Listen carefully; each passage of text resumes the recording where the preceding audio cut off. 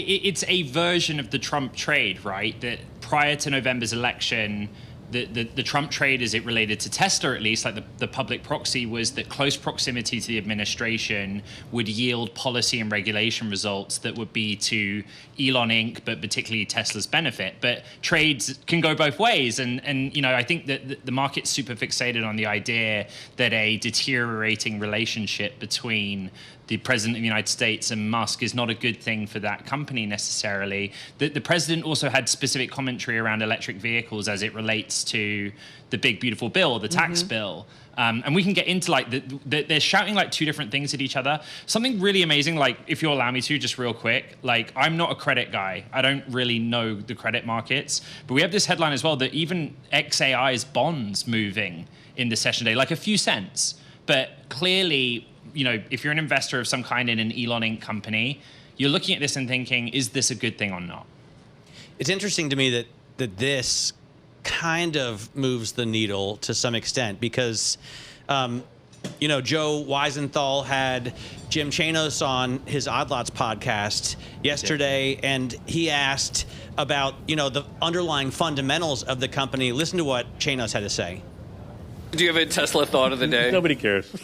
That's my thought. Nobody cares. Yeah. You could see Elon, robbing a Brinks truck with a mask on or whatever.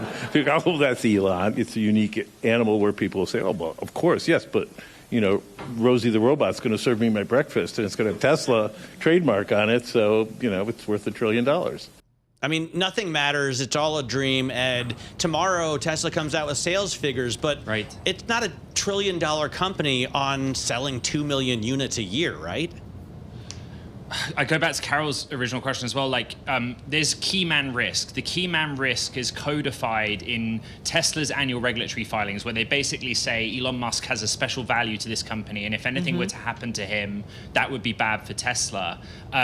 What we reported, Carol, to your question this morning is that after the aftermath of recent departures from Tesla, Elon Musk now oversees sales in both the United States and Europe. And that's really important because, as is the data is expected to show, sales are under pressure right now. And we can get into the political background of why in Europe in particular that's because of Musk's relationship with Trump. Well, I want to get into the political fallout of this apparent relationship fallout between President Trump and Elon Musk. Mike, come on in on this, because Matt brought up a good point too, how significant could this be for the GOP if indeed Elon backs off of his financial support? We saw it big time in this last presidential election. So it could be significant, particularly if he were to go and back other candidates with a lot of money. Remember, Elon Musk was the largest donor ever in U.S. history in the last election. But you can see today with this Trump tax bill in Congress, it passed with no problem. Even though Musk was intensely criticizing it, they were still able to get reluctant Republicans who had reservations about the bill to side with President Trump. So that just shows that for actual Republican lawmakers who are up for re-election, they'd much rather be with Trump than with Elon. I was reading Eric Wasson's story today about the holdouts. Okay, Joni Ernst eventually went for the bill, but she was concerned about a reduction in solar and wind credits that would hurt Iowa. And I thought, she doesn't necessarily have to kowtow to Donald Trump just to get his support. There's someone else in town who could bankroll her re-election campaign. I'm not sure if she actually needs one, but you understand my point, right, Mike? Elon Musk being anti-Trump does give Republicans who no longer want to be sycophantic yes men for the rest of their careers an alternative option. An alternative option, but one that's maybe not so attractive if you've got to win a primary.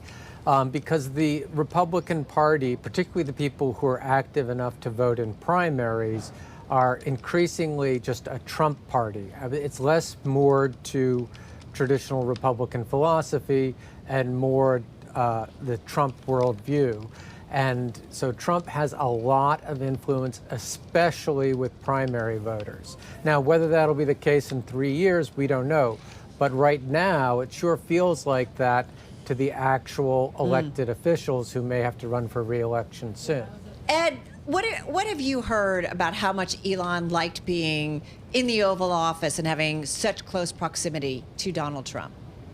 Yeah, I mean, what we consistently kept hearing, right, and Musk said as much himself on the Tesla earnings call prior to the start of Doge, that the whole point was to kind of get some kind of benefit, right? Robo-taxi is probably the easiest example, where Musk was trying to, and we reported, was literally himself lobbying on the passage of legislation that would give a federal framework for robo-taxis. And he kind of went into the White House for that and has come out without it so far. What I find so astonishing about all of this is you have to give credit where credit's due.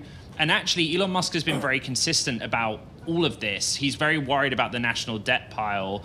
In the lead up to November, that was kind of what he was on the road campaigning with Trump about to a certain extent. But the president's commentary and post is like, Elon's upset about EV subsidies. Well, again, to his credit, Elon Musk has been relatively consistent, saying, actually, if you did away with particularly consumer-facing credits or incentives, we'd be fine with that, because we feel Tesla is better placed than other automakers in America if that environment didn't exist anymore. Again, it's not clear, like, they're not speaking the same language here necessarily, but what the specific point of grievance is with one another. Mike, I'm also curious how much President Trump likes having the world's richest man and his millions and billions nearby. And also, when it comes to the GOP, when it comes to influence, what areas or sectors of our economy, what in the GOP world really has the most influence? Well, first off, President Trump loves having rich people around him adoring him, because he sees that as a marker of success, of how smart someone is. Really, he keeps score by how much money someone makes. And for the richest man in the world to be kind of like a dog coming around and being very happy to be around Trump all the time is tremendously flattering to him. Now, there are lots of wealthy people who do back the Republican Party, and a lot of them are going to be even happier now that they have this tax bill today that is well on its way toward getting passed. There's a lot of sectors of the economy, particularly wealthy investors, who are going to benefit from this. One industry that you can see has a huge influence with the Republican Party is the oil and gas industry. And you can see that in the tax legislation, which essentially has really rolled back clean energy subsidies while doing things like making coal a clean energy benefit. So that's one place where you can see a strong influence in the Republican Party. Mike, President Trump talked about turning Doge, which he termed a monster, against Elon Musk. It didn't seem very useful when it was used against the federal government. How much did Doge actually save? And Mike, forgive us, we just have about 30 seconds.